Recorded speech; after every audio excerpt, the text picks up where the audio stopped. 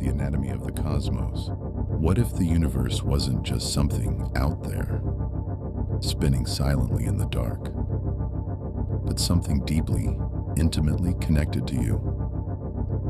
What if every planet in our solar system wasn't just a ball of rock and gas, but a living force that shaped your body, your mind, your very soul? For thousands of years, across dozens of civilizations, from ancient Babylon to Renaissance Europe, philosophers, physicians, and mystics believed exactly that.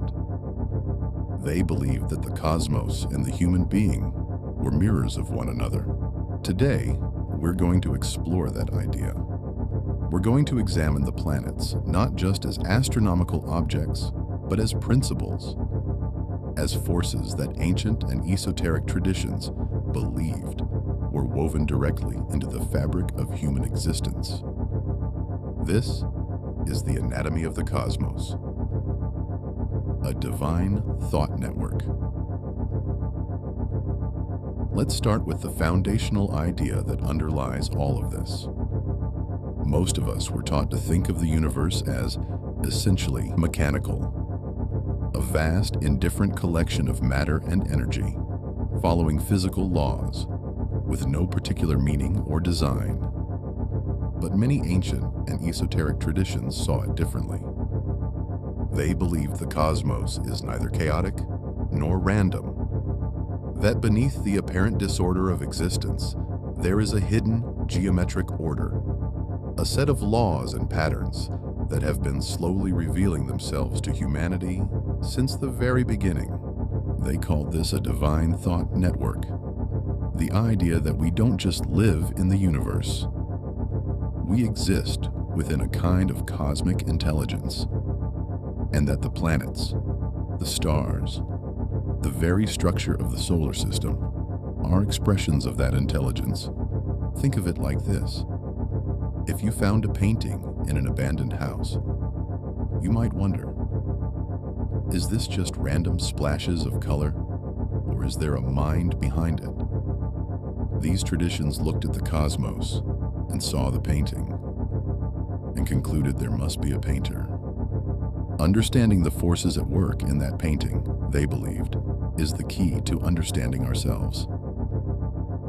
This brings us to perhaps the most important principle in all of esoteric philosophy, the law of correspondence.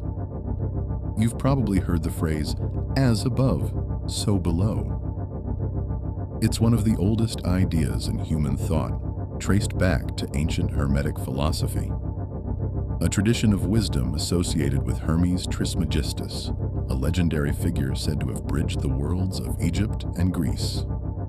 The law of correspondence states that every unit of life exists within the body of a greater unit of life. The small always reflects the large. The microcosm mirrors the macrocosm.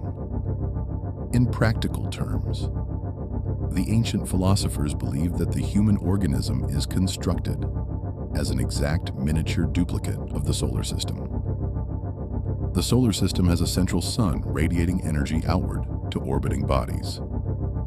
The human body has a heart at its center, radiating blood outward through a network of vessels.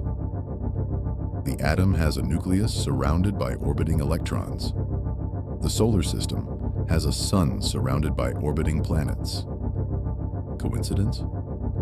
These traditions would say, absolutely not. They would say, this is the universe revealing its own blueprint at every level of scale. 4 lenses of cosmic perception. Now, before we go planet by planet, we need to establish how we're going to look at each one. Because in this tradition, a planet isn't just one thing. It's a multi-dimensional principle that expresses itself on 4 different levels simultaneously. Think of these as 4 lenses, 4 different ways of perceiving the same cosmic force.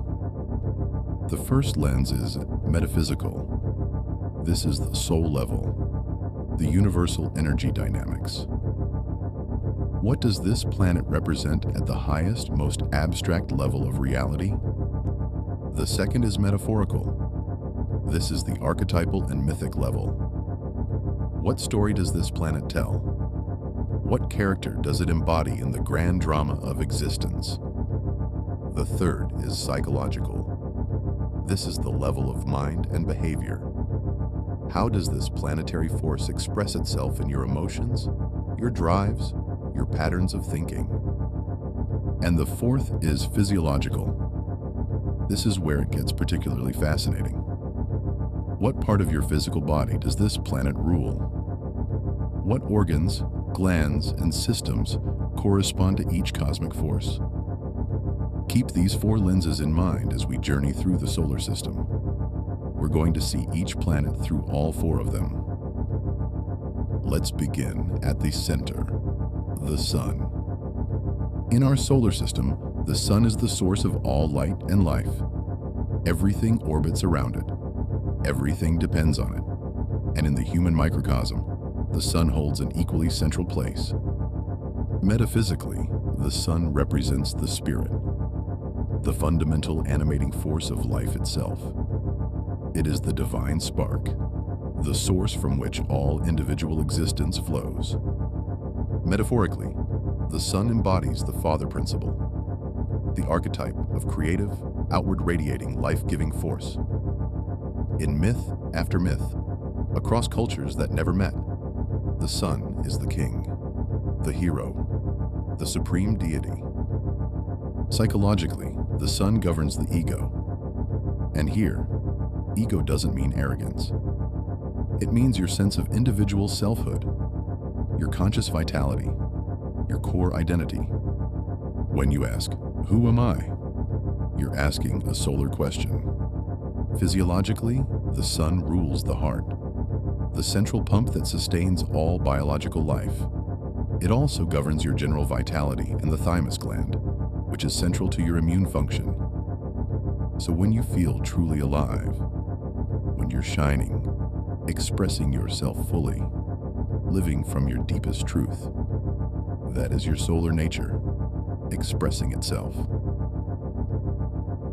Now we move to the Moon, the great counterbalance to the Sun. Where the Sun is radiant and outward, the Moon is reflective and inward. The Moon doesn't generate its own light.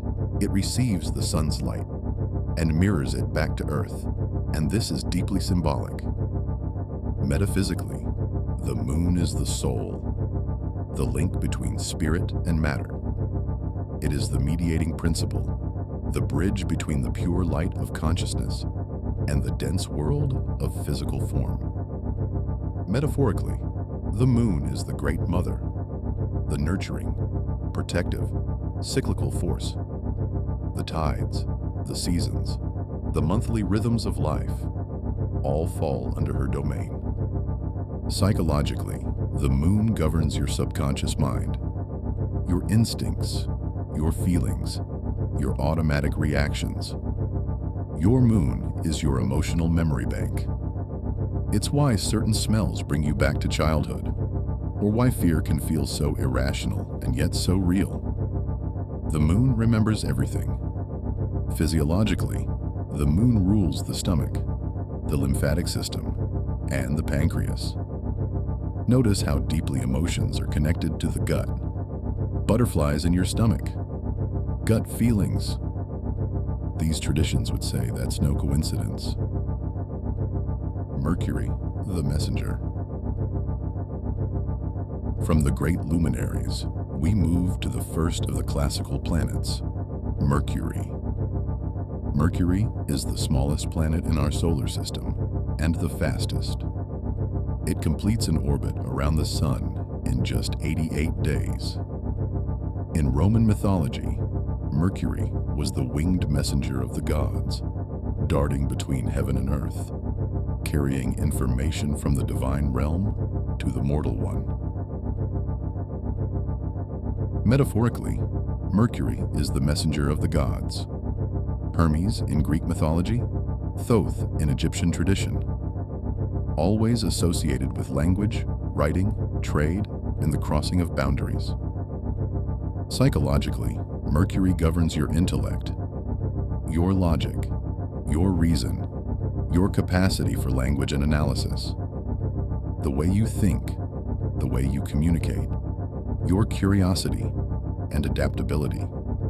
All of these are mercurial qualities. Physiologically, Mercury rules the nervous system, the body's own information transmission network. It also governs respiration, the vocal cords, and the thyroid gland. The connection is elegant. Mercury is all about transmission, and the nervous system is the body's original telecommunications infrastructure. Now we come to a fascinating pair. Two planets that together represent the dualism of desire at the heart of human experience, Venus and Mars. Think of them as cosmic opposites, pulling the human being in complementary directions. Venus is the principle of attraction. She represents the deep human yearning for harmony, beauty, love, and connection. In Hermetic philosophy, Venus is the force that draws things together, that makes you reach toward what you love. Physiologically, Venus rules the venous circulation, the blood returning to the heart, the kidneys, and the parathyroid gland. Mars, on the other hand, is the principle of action, the warrior energy. Mars generates passion, drive, and the will to assert yourself in the world. Where Venus asks, "What do I want?" Mars asks, "How do I get it?" Mars is the force that moves you toward what Venus desires. Physiologically, Mars rules the muscular system, blood pressure, and the adrenal glands. Those tiny organs that flood your body with adrenaline when you face a challenge. Together, Venus and Mars map out one of the most fundamental tensions of human life. The pull between softness and strength, between desire and action, between receiving and asserting. As we move beyond Mars, we enter the realm of the social planets, Jupiter and Saturn, forces that connect the individual to something larger than themselves. First, Jupiter, the largest planet in our solar system. Jupiter is the great expander. If the sun gives you your core self, and the moon gives you your emotional depth, Jupiter gives you the urge to grow, to reach beyond your current limitations, to understand the world more fully, to connect with others in meaningful ways. Metaphysically, Jupiter represents the broadening of mind, the movement of individual consciousness toward universal consciousness. It's the force that makes you wonder about the big questions. Metaphorically, Jupiter is the philanthropist and the judge, the wise ruler who governs with generosity and fairness. Zeus in Greek mythology, Jupiter in Roman, the king of the gods, in presiding over justice and abundance. Psychologically, Jupiter governs altruism, philosophy, and the drive for socialization. Your Jupiter is at work whenever you feel the urge to be generous, to seek wisdom, to expand your worldview, or to connect with a community. Physiologically, Jupiter rules cell nutrition, the liver, the organ responsible for processing and filtering the blood, and the posterior pituitary gland, which regulates growth and reproduction. When you feel that grand sense of possibility, that sense that life is abundant and full of meaning, that's Jupiter at work. And now we come to Jupiter's counterpart, the most serious and in many ways the most important of the classical planets, Saturn. Where Jupiter expands, Saturn contracts. Where Jupiter says, "Yes, more," Saturn says, "Not yet. Earn it." Metaphysically, Saturn represents the bridge between material existence and universal consciousness. It is the last planet visible to the naked eye, the boundary of the visible solar system in ancient cosmology. And so it became associated with the threshold between the known and the unknown. Metaphorically, Saturn is Father Time and the great builder. Kronos in Greek mythology, the deity who governs time, structure, consequence, and the relentless forward march of existence. He is the cosmic architect. Psychologically, Saturn rules discipline, limitation, and evolutionary growth through confronting necessity. Your Saturn is at work in every moment of difficulty. Every time, life forces you to face a hard truth, to develop patience, to build something slowly and with integrity. This is why Saturn was traditionally called the Great Teacher. The lessons Saturn brings are rarely comfortable, but they are always meaningful. Physiologically, Saturn rules the skeletal system, the bones that give your body its structure and form, as well as the skin, the joints, and the anterior pituitary gland. Just as bones give the body its framework, Saturn gives life its structure. Without it, everything collapses. Beyond Saturn, we enter a different realm entirely. The transpersonal planets, Uranus, Neptune, and Pluto. These planets were unknown to ancient astrologers, and their influence is said to operate less on the individual and more on collective humanity. First, Uranus, the Great Awakener. Uranus orbits the Sun once every 84 years, roughly a full human lifetime, and its energy is sudden, electric, revolutionary. Metaphysically, Uranus is the force that shatters the limitations of ordinary reason to reveal a higher cosmic reality. It is the lightning bolt of insight, the sudden download of truth that transforms everything. Metaphorically, Uranus is the revolutionary, the breaker of old systems, the herald of new paradigms. Every great revolution in human history, scientific, social, spiritual, carries a Uranian signature. Psychologically, Uranus governs intuitive flashes, inventive genius, and sudden shifts in collective consciousness. Whenever a new idea seems to arrive from nowhere and change everything, that's Uranus. Physiologically, Uranus governs the nerve fluids, motor nerves, and the gonads, which are described here as the seat of creative inspiration. This connects the spark of biological creativity to the spark of intellectual and spiritual creativity. The unseen depths, Neptune and Pluto. Finally, we arrive at the outermost reaches of our solar system and of human consciousness. Neptune, the planet of cosmic love, dreams, and mysticism. Neptune dissolves boundaries. Where Saturn builds walls, Neptune dissolves them.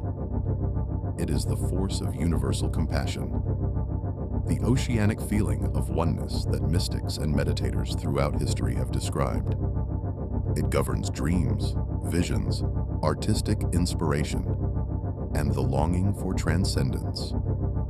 Physiologically, Neptune is associated with telepathic functions and the pineal gland, that tiny, pine cone-shaped gland deep in the brain that Descartes famously called the seat of the soul, and which many esoteric traditions associate with the third eye, the seat of higher perception.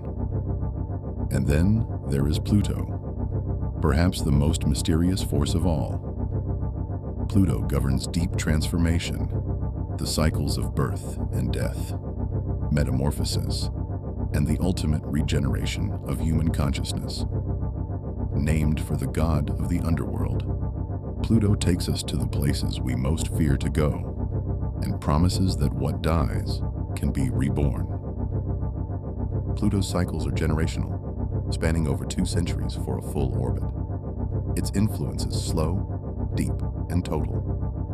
When Pluto moves through your life, nothing stays the same. Now, let's bring it all together. There is a beautiful phrase from Hermetic tradition: man is a duplex mirror reflecting the heavens. The constellations form the body. The moon acts as the soul. The sun acts as the spirit, and the planets are the strings, the vibrational forces that play through us, producing the unique music of each individual human life. We are, in this view, physical sounding boards, instruments built to play what the ancients called the music of the spheres. Look at that image for a moment. A human figure standing at the center of the solar system.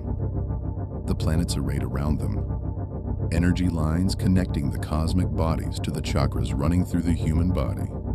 It's a stunning image, and it represents a stunning idea that you are not separate from the cosmos. You are a condensation of the cosmos. Every force out there exists in miniature, in here, mastering our own stars. So where does all of this leave us? Here is perhaps the most important idea of this entire presentation, the one that separates this tradition from simple fatalism. The stars impel, they do not compel. The planets don't control you, they don't dictate your fate. They incline, they create pressures, tendencies, influences. But you, as a conscious being, have the capacity to work with those forces, rather than being blindly driven by them. Understanding these cosmic correspondences, knowing that your Jupiter is calling you toward expansion, or your Saturn is asking you to build something with integrity, or your Uranus is cracking open an old belief system, allows you to navigate your own life with far greater awareness. By becoming conscious of your planetary anatomy, you master your own stars. You guide your own destiny, rather than being tossed about by forces you never knew existed. This is the promise at the heart of this ancient tradition. Know yourself cosmically, and you will know yourself completely. We've traveled today from the burning heart of the sun to the mysterious depths of Pluto. We've explored the idea that the cosmos isn't just something you look up at. It's something you carry within you. Whether you take this literally or metaphorically, the invitation is the same. Look up, look within, and discover the connection.